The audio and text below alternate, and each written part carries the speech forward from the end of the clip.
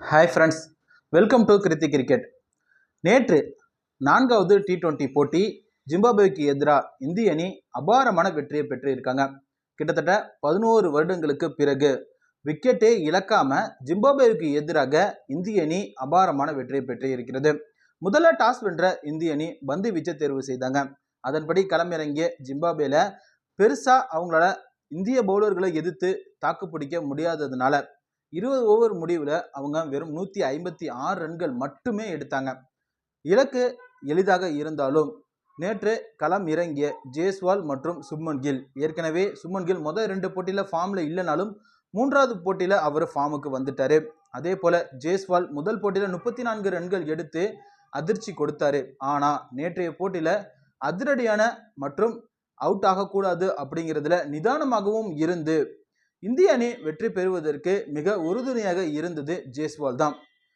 ஜிம்பாப்வேவுடைய பந்து வீச்சை அனல் பறக்க தெறிக்க விட்டார் அப்படின்னு சொல்லலாம். மேட்ச் பார்த்துருந்தா எல்லாருக்கும் அவ்வளோ சூப்பராக இருந்திருக்கும். அவருடைய பேட்டிங் 20 ஓவர் ஆட்டத்தில் வெறும் 15 ஓவரில் ஆட்டத்தை முடிச்சு கொடுத்தாரு ஜெய்ஸ்வால் மற்றும் சுப்மன் கில்.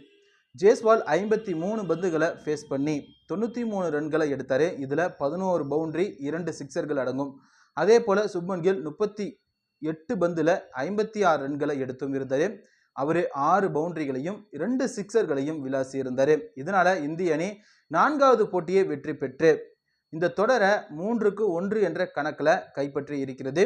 5வது T20 போட்டி இன்னைக்கு மாலை 4:30 மணிக்கு அதே மைதானத்தில் நடைபெற இருக்கிறது.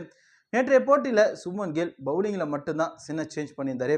அதே போல் சிவம் துபே, அபிஷேக் சர்மா இவங்க 2 பேருக்குமே பேட்டிங்கில் வாய்ப்பு கிடைக்கல அப்படின்னாலும் பவுலிங்கில் வாய்ப்பு கொடுக்கப்பட்டது. அதை சரியாக பயன்படுத்தி கொண்டாங்க. சர்வதேச T20 போட்டியில் சிவம் துபே, அபிஷேக் சர்மா இவங்க 2 பேருமே அவங்களுடைய முதல் விக்கெட்டை எடுத்து அசத்தியும் இருந்தாங்க. துஷார் தேஷ்பாண்டேவுக்கும் நேற்று தான் முதல் சர்வதேச T20 போட்டி.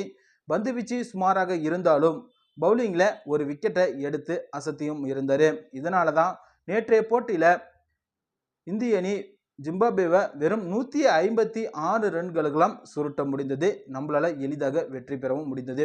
கடைசி T20 போட்டி இன்னைக்கு மாலை நடைபெற இருக்கிறது. இந்த T20 போட்டியிலையும் இந்திய அணி அபாரமான வெற்றியை பெற்று இந்த ஜிம்பாப்வேக்கு எதிரான தொடரை மிக சிறப்பாக முடிப்பாங்க அப்படிங்கிற எதிர்பார்ப்பு அதிகமாகவே இருக்கிறது. இந்த வீடியோ உங்களுக்கு பிடிச்சிருந்துச்சுன்னா லைக் பண்ணிடுங்க. அப்படியே நம்மளுடைய சேனலை சப்ஸ்கிரைப் பண்ணிடுங்க. தேங்க்யூ.